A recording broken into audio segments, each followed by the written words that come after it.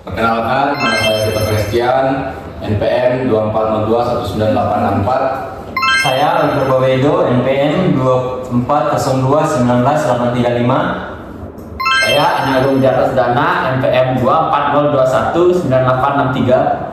Saya Bima John Christopher, NPM 24021988. Nama saya Gabriel Angelo Sada Putra, NPM 2402198851. Pada kesempatan kali ini kami akan mempresentasikan dan memulaikan hasil analisis kami terhadap kota IKN.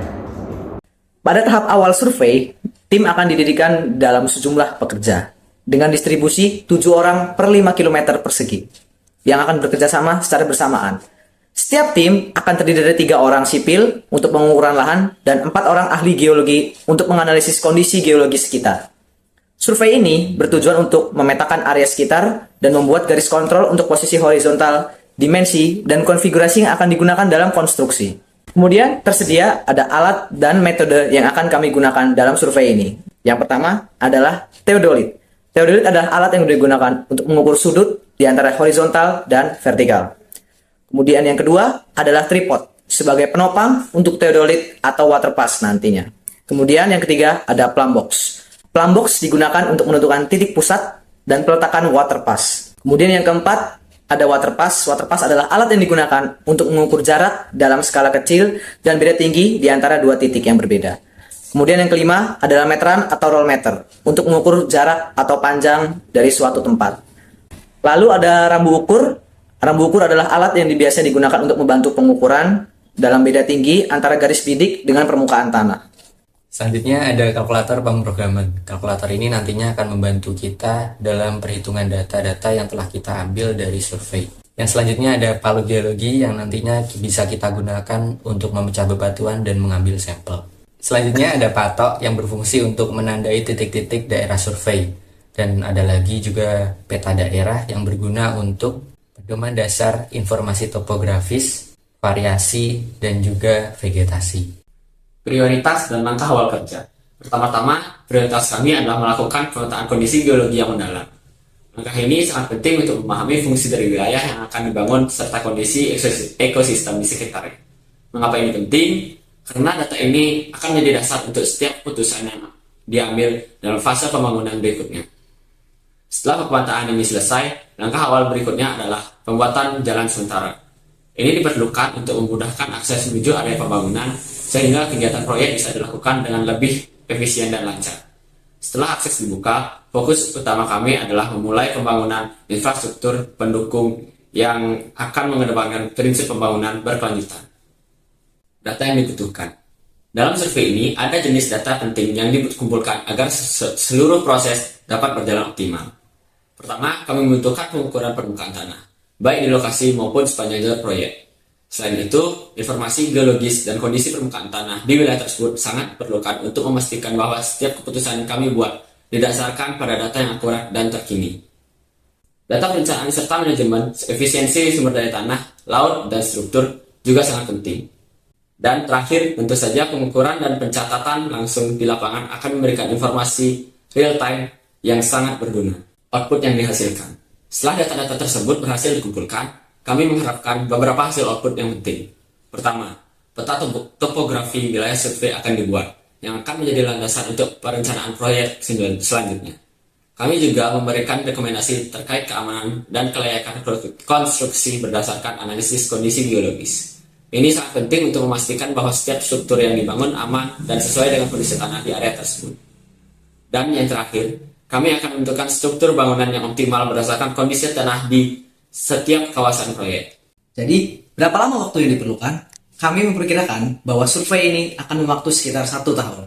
Dalam periode ini, kami akan menyelesaikan seluruh analisis yang diperlukan, termasuk pembuatan peta dan rekomendasi final.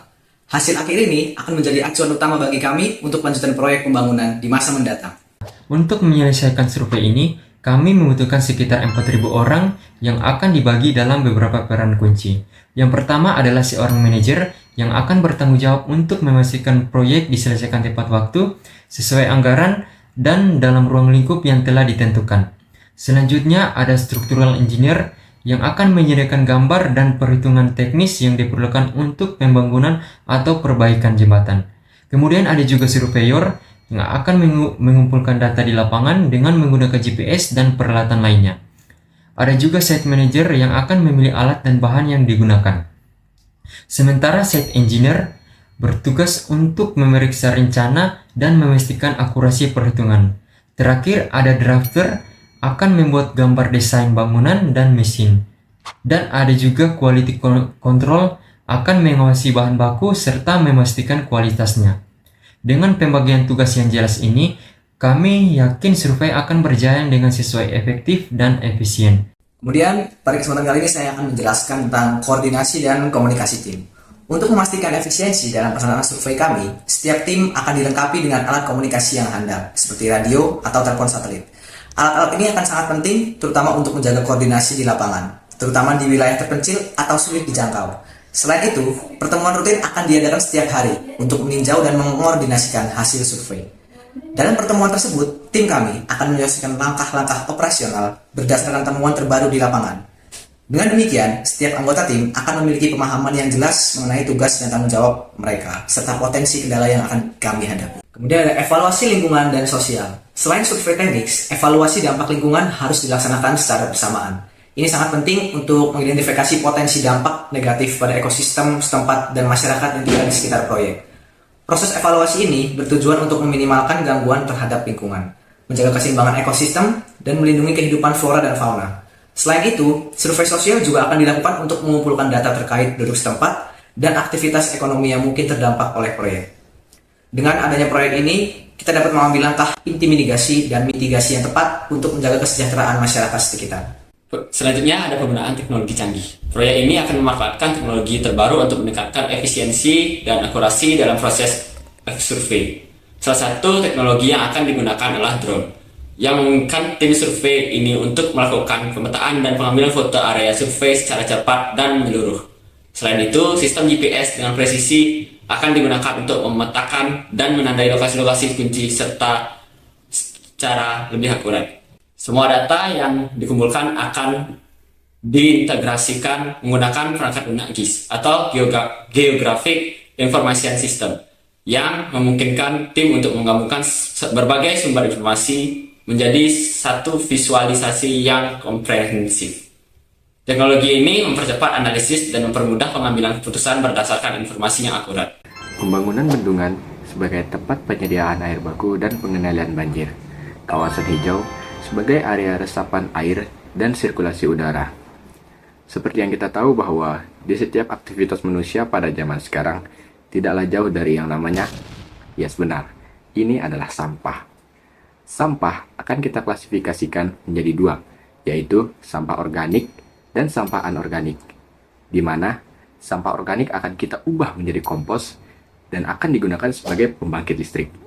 Untuk sampah anorganik akan kita daur ulang menjadi sebuah bahan yang lebih bermanfaat. Melalui pendekatan ini, diharapkan proyek dapat memberikan hasil yang optimal serta dapat memperhatikan kebutuhan geologis lingkungan di sekitar ya. Sekian dari penjelasan yang bisa kami sampaikan. Atas perhatiannya, diucapkan terima kasih. Terima kasih.